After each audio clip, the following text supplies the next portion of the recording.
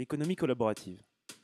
Cette tendance, dont vous avez forcément entendu parler, ne cesse de prendre de plus en plus d'importance dans notre quotidien, au point que le Time en parle comme l'une des 10 révolutions qui changeront le monde. Aujourd'hui, plus de 80% des Français pratiquent ou ont l'intention de pratiquer la consommation collaborative, notamment pour des raisons de coût, de lien social ou encore de développement durable.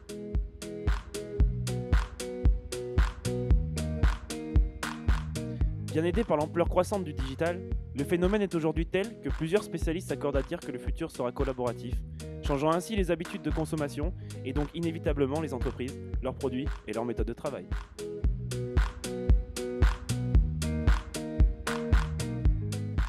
Pour mieux appréhender ce futur finalement pas si lointain, nous sommes allés à la rencontre de deux professionnels du milieu, Hélène Desliens et Tony Chappell. Une enquête signée Schkef Production. Le travail collaboratif, en fait, pour moi, c'est la meilleure façon de travailler. Une phrase qui résume tout ça, c'est que seul on va vite et ensemble on va loin. Je pense qu'on sera tous amenés à travailler comme ça et à travailler en mode projet et de façon complètement groupée. Voilà.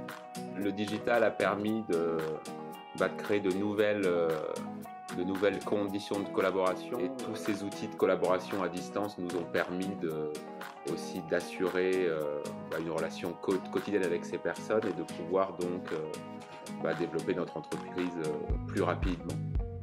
Et puis il y a aussi le fait que les professionnels du numérique, plus ils travaillent en collaboratif et plus ils vont développer et des innovations digitales et aussi d'autres façons de déployer le collaboratif. Deux choses.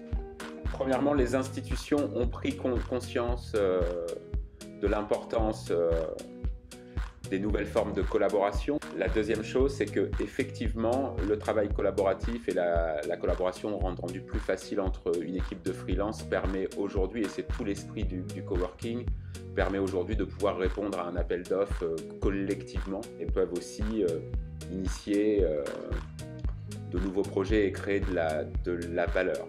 Ici, dans un espace de coworking, avec ses échanges, ses animations, etc., on est en permanence tiré vers le haut.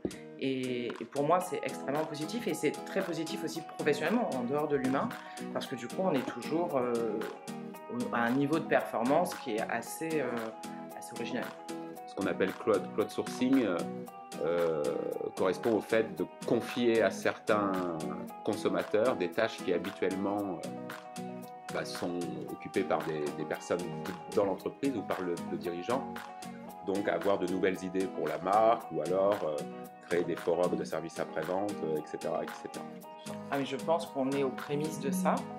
Ça tâtonne, il y a de belles choses qui existent, il y a des vrais business models. Elle rend beaucoup de choses possibles.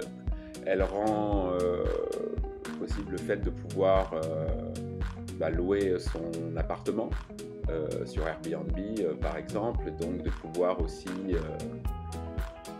aller en vacances différemment, découvrir des pays et puis louer son appartement, ça peut être aussi faire des rencontres, s'ouvrir un peu plus au monde, donc il y a vraiment ce côté ouverture, rencontre. Après des sociétés comme Blablacar, des expériences permettent aussi aux gens à la fois d'avoir un avantage commun, c'est-à-dire de mutualiser un coût de transport, mais aussi d'avoir la richesse de rencontres, de temps passé ensemble, de temps partagé, d'expériences partagées, de création de réseaux. J'aimerais bien imaginer l'avenir en me disant qu'il n'y aura plus de demandeurs d'emploi, par exemple. Il n'y aura que des gens qu'on va accompagner pour créer leur propre métier.